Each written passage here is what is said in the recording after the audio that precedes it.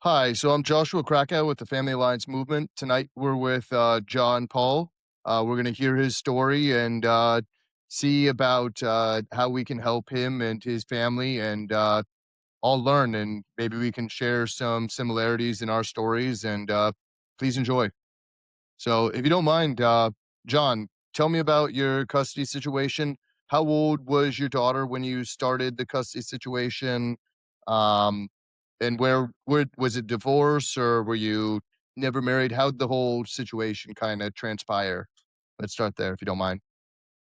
It's been a probably ongoing, um, from the day she was born. We always gone to counseling. We're hoping, I was figuring his anger issue, and then at some point, as my daughter got older, and we also had a couple of foster kids that we were going to adopt. At some point, I had confronted my ex-wife, said, look, you, I came home, and when the boy had been abused, and I said, hey, we can't go forward with the adoption until you get help.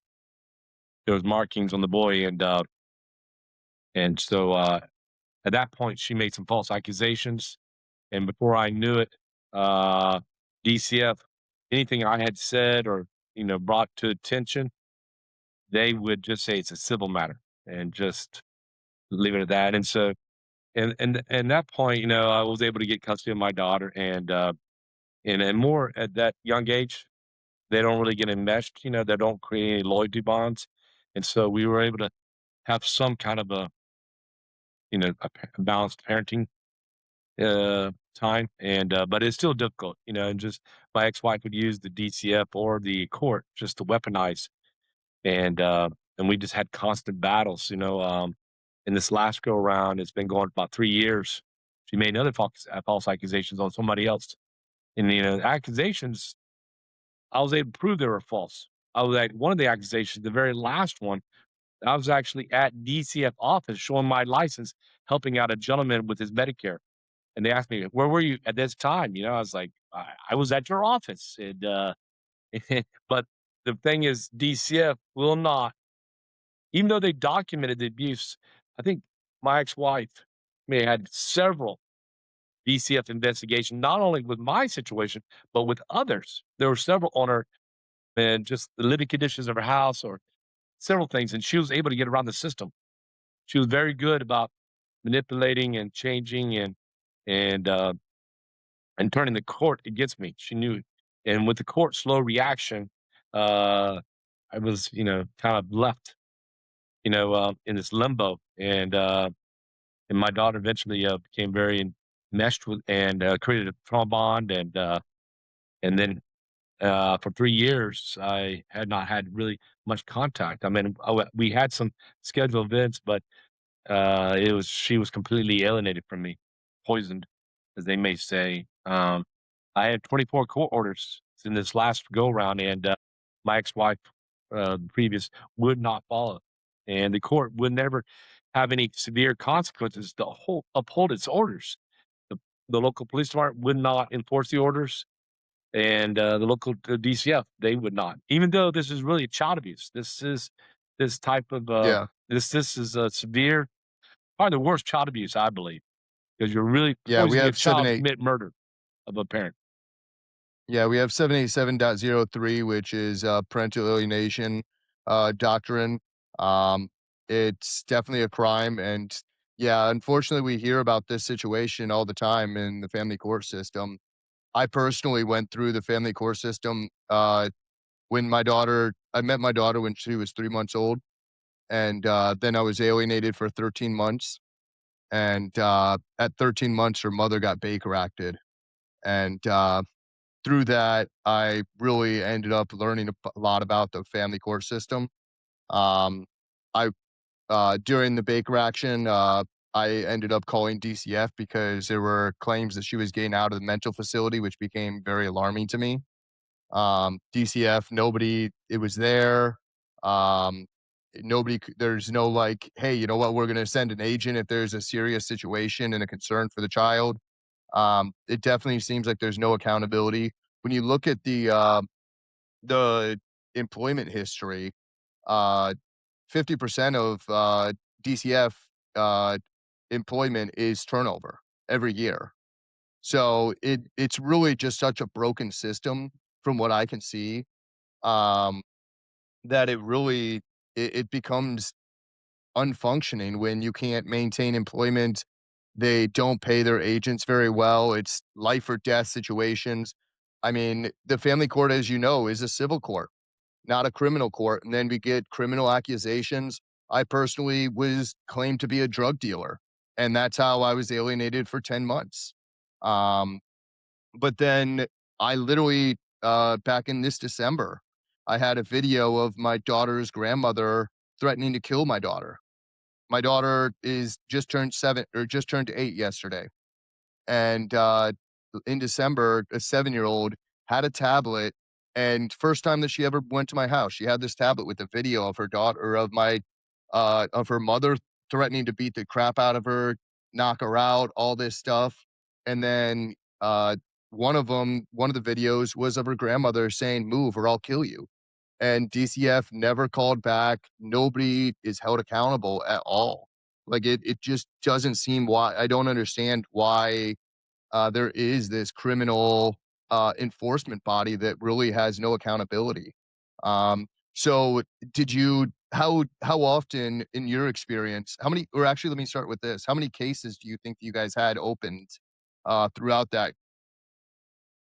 Uh, there's probably 4 or 5 active investigations into me, you know, which all were found in not to be true, you know, fabricated, just, but, there may be a lot more on the other side, you know, where because a lot of times the DCF, like you said, there's no accountability. They'll document it. They documented actually the alienation, and but they said it's the court's going to be handling it.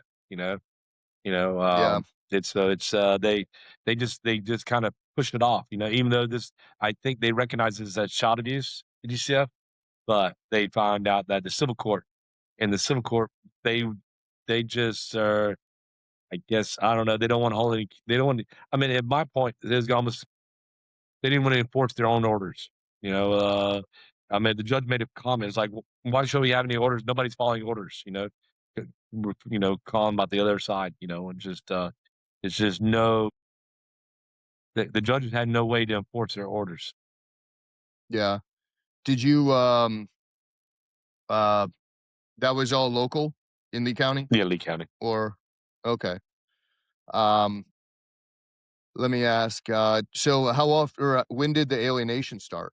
How old was your daughter when she I started to be think it alienated? happens right when they start born, you know? I mean, I think these different personalities, they dropped poison all the way through, like, "Oh, your daddy's silly," or, just, "That's just mine," but, when there's a confrontation, then it gets really, intense, I Yeah, tried many times to help out my ex-wife, to help her, to facilitate, to try to co-parent, and that's one of the things I've learned that I couldn't do it. I've tried many times, it was not gonna work. I actually apologized in court to her just to see if she would not, and she just would not, you know? Um, you know, when did she like, when was it from the beginning that she just refused to follow the court orders, or did she yeah, follow the court no, orders like, from the beginning and then kinda push and push and push, or um yeah, she kinda follows her own orders.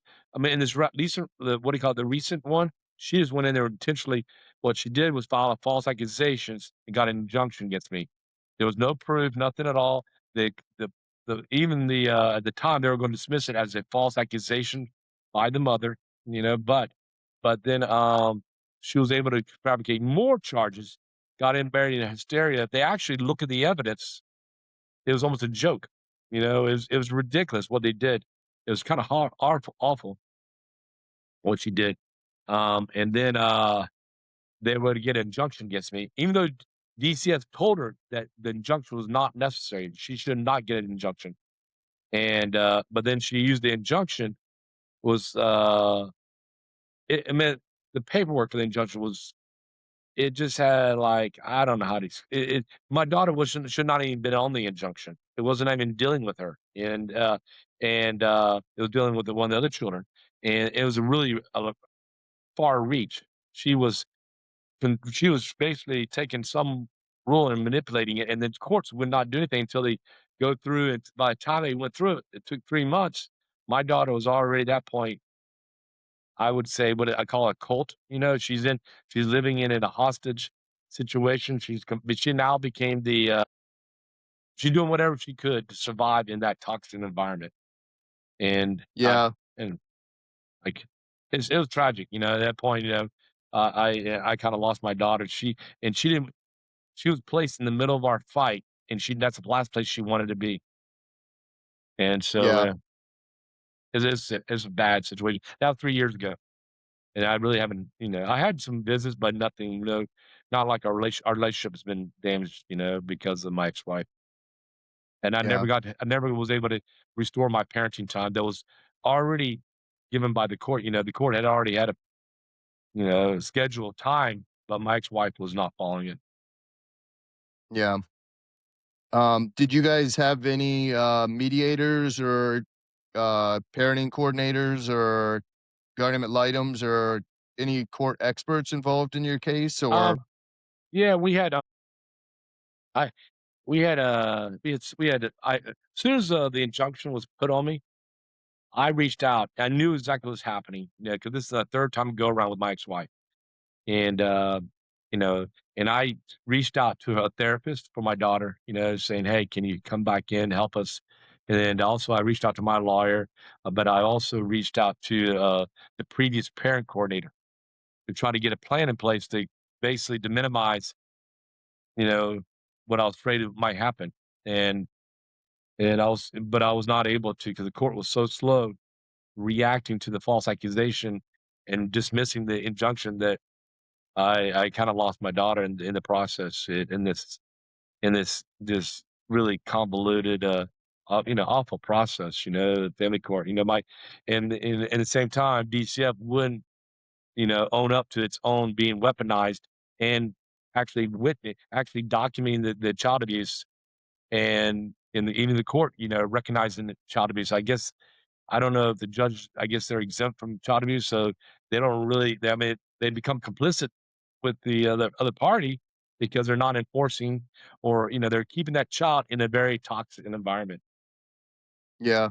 A statistic that I like to tell people is, um, Stockholm syndrome is the most, understandable circumstance for parents that haven't been through the, parental alienation, and to describe what parental alienation is. And Stockholm syndrome typically can, start setting in within 30 days. So, at the end of the day, when it's a family member and you get the reinforcement of the government and them blocking you, I mean, it absolutely can happen within weeks. And that's, in my opinion, part of the problem of the family court system being a part of the criminal courts and being able to be weaponizing the children as lawfare. Um, but yeah, no, it's definitely very frustrating. Yeah. So you said your daughter is now 18 now? Yeah, she's 18, and, I mean, we haven't not repaired our relationship. Right now, I keep an open door, and, I send out messages or write her letters, keeping an open door, tell her that she's always welcome home, and, and, that's pretty much the process. The court decided not to basically remedy its failed policy or, try not to correct it. We actually had a hearing. We're hoping to have a final judgment, but the court decided not to correct its, you know, bad policy or whatever, or how you wanna describe it, just Yeah. all the Approximately how many days, if you had to, like, guess, did you, miss that she just ignored the judge's order and prevented you from seeing your daughter? um, so I probably, lost about a year and a half of 3 years. It's over 3 years is the when she started this last campaign. You know, not now. Yeah, There. This is the second time go round. I think second or third time go round. yeah. One thing that I end up, seeing when I've studied this is, a lot of the times, a lot of these parents that are alienators, they end up having mental health problems, and they end up, using the dog almost as a coping mechanism, and when people get close to the child, they start to draw back that child, and eventually, as the kid becomes older and they start to build quality relationships, they end up seeing the cloak that's been over their eyes, and I would like to definitely give you the hope of, I mean, kids will end up questioning as they move on and move out of their parents' house, and it I mean, a kid naturally will love their parent no matter what. I mean, Oh yeah, we hear of kids getting physically assaulted, raped, abused, I mean, horrific things, and they just want the love of their parents, especially when they know that their parent was there. So I just hope that you don't give up hope. I've talked to different dads who were in their 60s, and they told me that their daughters were, or that one gentleman was in his 60s, late 60s, and he was telling me that his daughter was in her 20s, and they were alienated for years and years. And at the end of the day, she ended up reaching out to him. She was down on her times, and mom couldn't help her out anymore financially, and uh, she also realized that her mom was alienating her, and now her and her dad are roommates. So, I mean, the relationship may have been lost, and you missed a lot of time and memories, but at the end of the day, I mean, 18 is still pretty young. oh yeah. So, I pray a lot and keep hoping, that that and I told the kids always younger because I thought it was really important in our family. You know, and the truth will set you free, and I think they'll hopefully they'll recall that. That I did provide I did hopefully provide them a stable base the time they were with me. My daughter and the other two foster kids, and I did write a book of just trying to maybe help others. Just the failed court system and thing. One of the things I did is I think was probably my mistake is I didn't keep enough strong boundaries. And when you're in these kind of situations with parents, you got to keep strong boundaries. And I kept trying to help, hoping that would, but a lot of times that was taken advantage of every time. yeah, I I understand that position, but at the end of the day, you can't really fault yourself for the broken system and what the system has divulged into many of our homes. I mean, we all make mistakes, and I wouldn't blame you for trying to take one a less hostile tactic. I mean, at the end of the day, that's what's best in our kids' situation is if we can just get along. So trust me, I've been in the same position where it's like Yeah. I got taken advantage of this time, but Yeah, whatever. definitely. The And kids see it, and yeah, so I'm still, advocating, hopefully trying to prevent this type of abuse, that we can help everybody out. I mean, hopefully at the end of the day we can actually maybe get help to the other person, the co-parent, because a child does deserve a relationship with both parents, and they need understanding. But I've continued. The book was part of it, but I've gone to several, you know, they announce it every year. I think March 26th is Kidnapping Awareness Day. Family parenting kidnapping awareness, and that's yeah. I think it's a good thing. If I think truly believe I Yeah, do it's Parental Abduction Awareness Day I do rather believe than yeah, National Parent or yes, National and Abduction Day. I've gone to several county meetings and police events to basically bring awareness. Something that proclamation from the local communities. But I do believe that if the judges and if the I think all the laws are there. If DCF would actually do what it's supposed to be doing, and the local police department would be doing what it's supposed to be doing, and the courts making sure that their orders are enforced and not and holding accountable. I mean, I think in these situations, it's sad, but that I think financial or jail time is the only way to change that behavior because that's the only way they'll keep pushing that limit, and they if they're not getting in trouble, that why worry about the law? Well, if it weren't civil court and you were making these accusations to an officer, it'd be falsifying a police report. But perjury in the family court is just dismissed as, oh, well, it's civil, so sue me. Yeah. Oh, yeah. We had several times in court shown we had several times in court shown a perjury. We had several times in court shown that they were not even they one that was told not to leave the state. Well, she left the state, she left the country. She went to Canada. It was felony. It's just to write the paperwork. It's a felony on the one of the injunctions. And Yeah. she went to anyway. And not one of these incidents were ever we brought up in court, say, hey, we want to hold accountable, but the court just kicked the ball down the road and it's like, oh, we'll deal with it here later. By the time we kept every time we bring something up in court, the person was already doing something more, and we could never we're on to another problem the next time. And very classic in these situations, I think, is and they'll do an accusation right before the next court hearing, creating more chaos.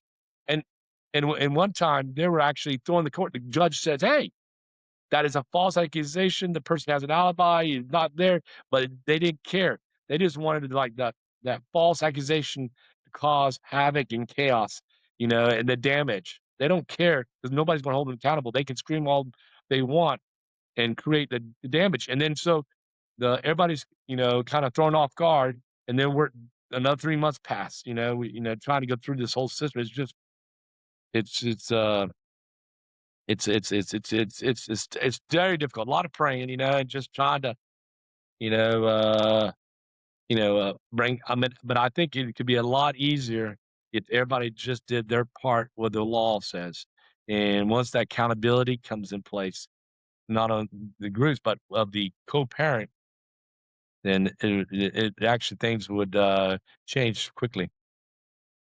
So, are you familiar with the Family Alliance movement and what our organization is doing and what we do? I love that. I know a lot through Okay. Papa, but the one in Florida is that a couple of Yeah, them. so we're down in Florida. We are essentially Southwest Florida. Okay. But yeah, so we're trying to get litigation or legislation passed in the state of Florida. This last legislative session, we had a bill called the Family Court Report Card. So basically, what we wanted was it passed in the Senate and not the House, I believe. But basically, what it is we wanted to see, hey, at the end of the day, the most common question that you get when you finally or when you get a case is, "Who's your judge?" And that should not be if justice is to be served, you shouldn't have to worry about who the judge is. It should be, expecting the same result over and over again. This equals this. Um so what we wanted to do, or what we want to do, is we want to get this bill passed to be able to say, hey, why is it that Judge Adams is having cases that are able to be finalized in 6 months on average, where Judge Rodriguez is having cases last 9 years, 17 years, and they're just doing amendment after amendment rather than getting to a final hearing. We also want to be able to see whether or not government items are involved and how they are involved. Uh, in my opinion, government items are kind of a coin flip. If there are no bad outcomes or negative parents that are harming the child, it's ultimately which parent does that guardian litem end up sharing more morals with.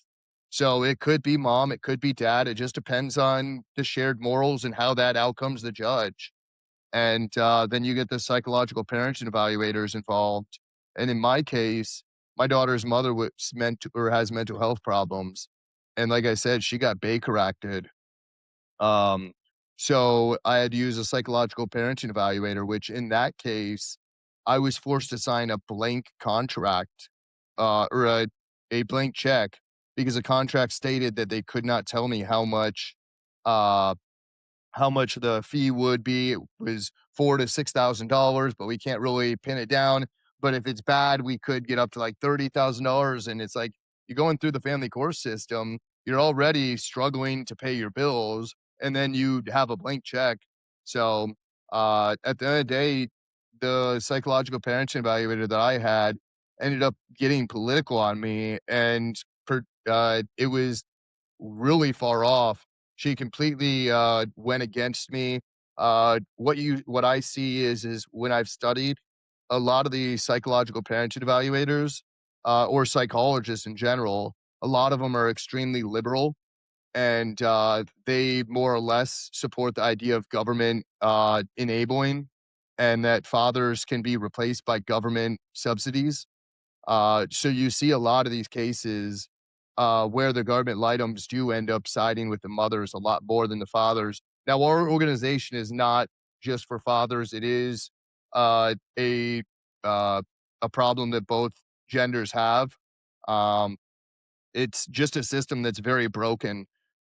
So we want to be able to kind of get a report card so that way the legislature can end up writing policies. So that way we can end up making sure that there's continuity between the courts, whether it's one judge and another judge in the same circuit, or one judge in Lee County and another judge in Dade County.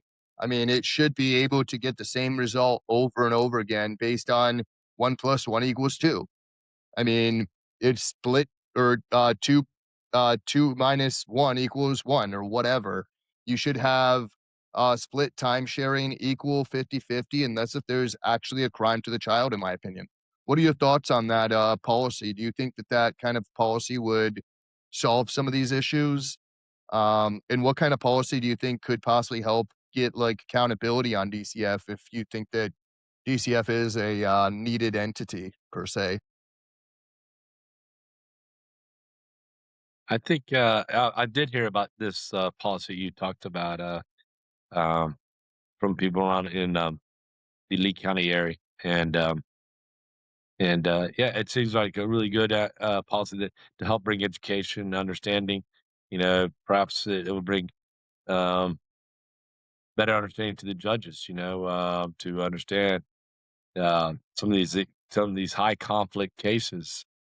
What is the best remedy? I mean, instead of them thinking, trying to, but look at the more of the evidence.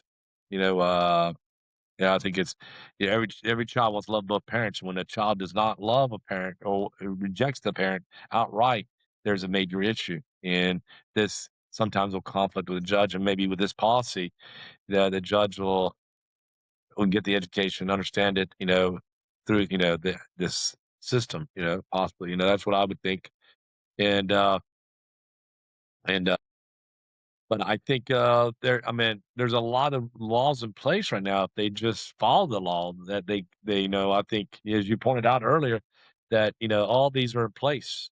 Uh, you know, maybe, having the judges, mentally evaluated too, may be a good law, you know? I think, that sometimes it might be an issue, but probably a small chance, that maybe judges not untreated, bipolar borderline, or something, Um but that may have a huge conflict, or on a case, you know. But there's, I think a lot of rules already in place. If they just follow those, DCF, I think maybe need some good leadership. I mean, I think there's some things preventing it. Someone has brought to my attention that they're kind of following policy that was done in 2006 or something, and there was rules saying, "We don't investigate, we do a civil matter," but then later on, there were more rules created saying, "No, you have to do this. This is child abuse. You need to take an active role." But they refer back to the other one. They don't wanna change, and so maybe it's needed that they come in and kind of, you know, update the DCF to make it more organized, like you said, maybe better resources to the underpaid, individuals. People a lot of awareness. I think they're so far. Like, I met a couple that are very educated and understanding this. They were documented very well. They may be overburdened. I don't know. But, and then the local police, I think, is a lot more education and understanding. I think that's a key part. This is, you know, take this. And I think one of the things everybody to understand, some of these high conflict cases where these people are taking over and weaponizing the departments, they're consuming a lot of resources. And if we were able to be trained better in understanding and quickly uh, address it fast, then the delayed response, we could be preventing a lot of this and downsizing the court times that are being wasted, and the DCF time is being wasted because of these individuals that are weaponizing, and creating these alienation techniques, or and so training is a lot, I think, and the rules there maybe better maybe cleaning up the rules. Uh, um, it's definitely a huge challenge, because it's kind of broken. I know everybody's trying to get something done, and then and and I know the court failed. The court was weaponized in my case, and then it failed my daughter by allowing the individual to put her in the middle of the conflict. And like you said, she became a that syndrome. She became the base. Stockholm. Yeah, she became the negotiator, which she should have never been. And I think, and it's kind of like, I think when a parent asks for a child to testify, I think they need to go ahead and limit that right there, stop it, because in my situation, my daughter was completely is placing my daughter more in the middle of something where she should never be, you know, and she baby that at that point became and I think it was even documented in court that she was almost like an extension of my ex-wife. So it's the other is so she was basically the negotiator of this somebody just robbed the bank.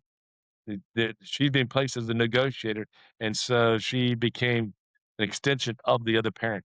And so I think we need training and understanding, that and prevent these things. And at this point, they should not have her testify.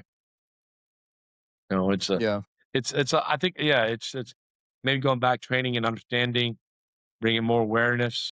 Um, it's a tragic situation, but and I think the courts need to reevaluate, and maybe could reconsider, perhaps they're able to take my rights away as a father through a false injunction that was told not to have it, and they would sit on it for 3 months.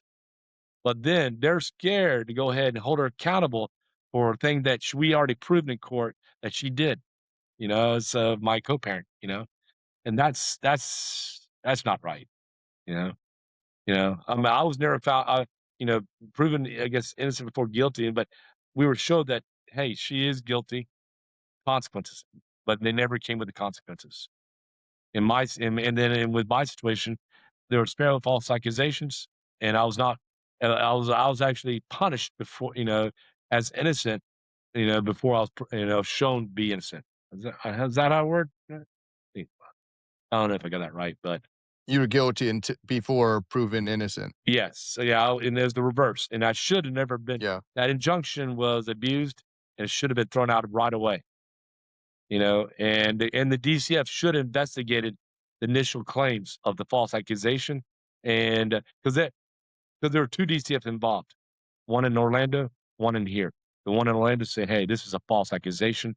They had the cop actually proving all the evidence it was a false accusation, and somehow when we got back to Lee County, she was able to fabricate more false accusations, and they ignored all the evidence from the previous, but still with the accusation, they were able to take my rights away, even though, you know, I had no court or nothing, no hearings, nothing. For 3 months, the court took my rights away unconstitutionally, seems like. Yeah. So, was going through the family court system, one of the hardest things you've gone through in your life, or how would Oh, you yeah, describe the definitely. process? I mean, it's definitely. it took a learning process. I learned a lot. I mean, I walk on eggshells. Splitting is a great book about dealing with high conflicts you know, um, and dealing with high conflicts in court. And so, it's an excellent book. I really explored a lot of areas. That's why I wrote the. That's why I started writing one book, and then I wrote another book about the loyalty binds. There's a lot of loyalty binds. Not only this behavior that happens, this alienation. This is a normal behavior of these high conflicts that happens not only with the court, it's Christian, but it happens in their daily lives with people they're friends with, they're with there. And so in this process, and it's tragic in this parenting alienation and with the weaponized the court and the DCF and their reluctance to fix it themselves, instead of owning up to what their mistake was, they just run from it, just like, hey, we're not going to correct it. We're just going to dump this mess on you, and just ignore it, kick the can down the road. Um, so it was a difficult process. I mean, luckily I had some really good, strong network friends. Also a lot of men's prayer group, church, a lot of these things helped. And there's a lot of good resources out there to help try to understand, dealing with this situation, and I made a lot of mistakes myself, trying to reconnect and, try to heal the relationships in my family. So if you had to do it all again, what would you change? Is there any advice or any wisdom that you can leave? Ah, I initially, I would say just keep strong boundaries. This is one. That's a really important, necessary. Just in the relationship, not family court. For family court, um, it's difficult. The family court is just a mess. I almost at some point, because all its failures and it's almost it may have been better if I just kind of the very right when the initial false accusation, not even take it back to court, because they allow themselves to be weaponized, and they never. I mean, they actually, I think, in the court, the one of the judges actually apologized to me, saying that they will correct it, but they never did. You know, they actually owned up and said, "Look, we're sorry this happened." But I don't think the court knows how to correct their own mistakes. I think if they follow the law and did what the law says, holding them accountable, having consequences, you know, instead of trying to, go with emotions and trying to, you know, um, I don't know how to describe it. I think it's a messed up system, and I hate to say not go to court. I mean, I fought for my daughter, I fought for my family, trying to restore my family, try to heal my family. But it seems like we're just making things worse in the court system, because the court doesn't, I guess, it wasn't a solution. It seemed like they made it worse. So you'd say that the family court system is almost a lawfare system in a way. Just Uh, the punishment is or the process is the punishment it, the pro- to some extent, yeah, or at least I in your just don't. situation. I think it's broken and it doesn't know how to fix it. Yeah. Yeah. One of my court orders it said that there are certain cases that cannot be fixed. This is one of them. They I mean, it's just like, and the court it just takes so much time to get, and it's really important that they really address it a lot faster in these situations. Yeah. Yeah. So 40% of our core filings are also family law related. And I like to say if we have broken families, we're going to have a broken community. So until we start fixing our family core system and actually not allowing it to be such a weapon, I mean, we're just going to keep on watching our society uh, fall to its own demise, unfortunately. Yeah, and I mean, what is the purpose well, the court had all these orders submit. We had a family. We have a settlement petition already filled, a parenting time, but you know they got rid of the false injunction. But they waited too long, and then they could not enforce their own orders. They would not enforce it. They wouldn't. I mean, 24 court orders and not well, the court. At that point, it's the court is kind of admitting that we can't do this. And we don't know how to hold a person accountable. Or it's kind of and the person's kind of making a mockery of the court by just not not following any of the court orders. It just and then I think one of the things too came up my court was how do we how do we prove that she's the one causing the alienation? And I'm like, you got 24 court orders that says that she did, that that she is the problem that's causing the situation. And was like it doesn't matter if you have a gun to the person has a gun to the person's head. That these 24 court shows that they are not on the orders. You, and they and then we went to a magistrate and there's no accountability. They will not. I went, how? What is the purpose of the court, the family court, when they won't enforce their own orders? I guess it's it's that Yeah. simple. It's brought up in court. It's like, why should my daughter follow the court orders? She's learning a very valuable lesson that she can defy the court orders Mhm. because the mother is not following the court orders. Yep. You know. Yeah, the pattern you're starting a pattern of unaccountability and the system's feckless.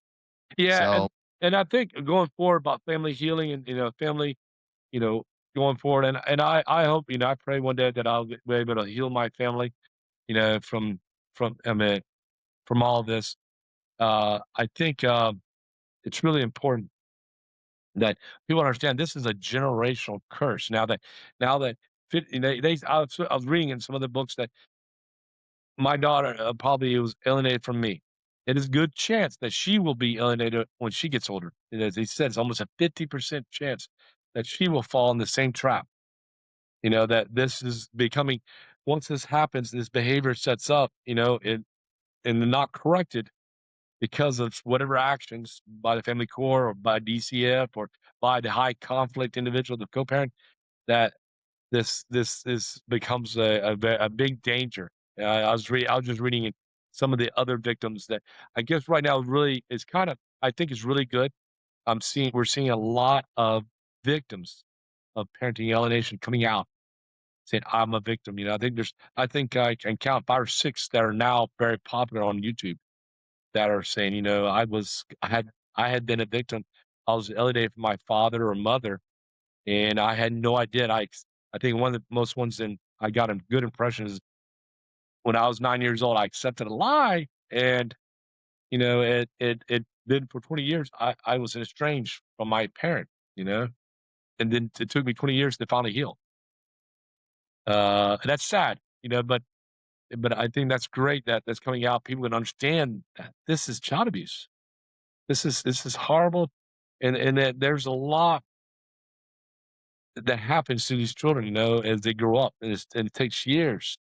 They go through a lot of problems, and then just psychologically, they're going through a huge, troubles throughout their years until that healing is takes current happens, until they're able to recognize that that trauma and that they're suffering when they was a kid and that alienation and all that abuse, and they recognize it and then say, that's when the healing starts. But it's just it's that's we I think as the court and medical professionals and DCF, they all need to recognize that if they don't do their job and hold themselves, and follow the law, these people are going to have long term consequences. yeah. N no, it's and also, you gotta think too, with all these kids that we have that are going through this and they do wake up, all the trust issues. I mean, when you find out that your parent did actually love you and you were indoctrinated to believe that they didn't, and then you end up waking up from that false reality, I mean, it's hard for these kids to eventually truly trust someone and have a trusting relationship in the future if they do come out of that traumatic situation.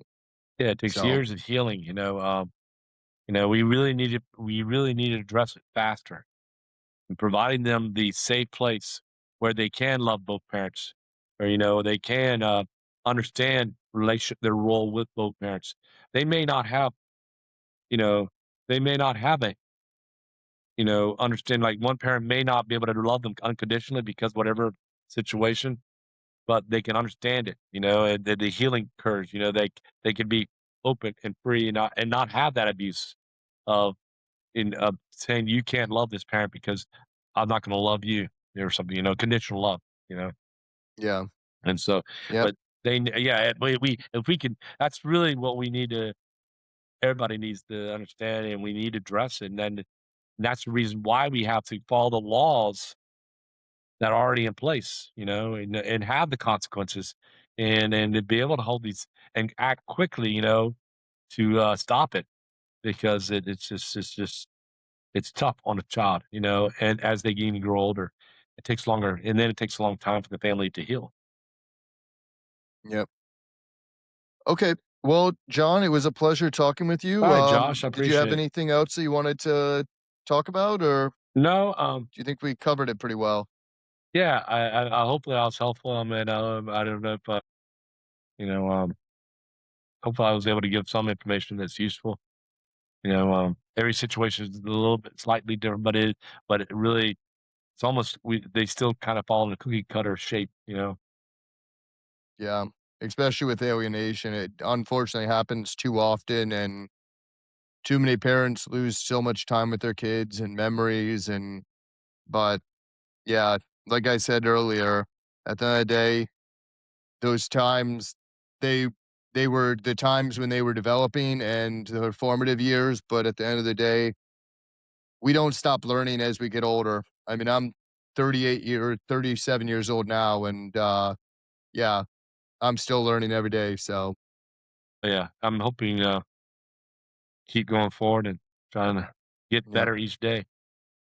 yep, so keep your head up, and, hopefully other people that watch this, will be able to relate, and hopefully we can, touch them, and, hopefully we can advocate more for, some family court reform and, have the system be accountable. Oh yeah, and then perhaps get some healing to the families, that stop this child abuse and start healing. Yeah, that's why we're all here is we've all been through it, and, I mean, you're already you're through the court system. I'm still dealing with it, but you're through it, and because of how traumatic it is, you're not, moving on. You wanna be in your daughter's life despite the fact that the court system can't help at this point, but and you also don't want anybody else to go through the trauma that you went through because of Yeah. the abuse. No, and I think, yeah, yeah, yeah. I definitely want to be more proactive, and hopefully we can get help to everybody that needs it, but at the same time, not get caught up in this family court failures. Yeah. Yep. Well, it was a pleasure All right. talking with Thanks, you, Josh. and, yep. You're good.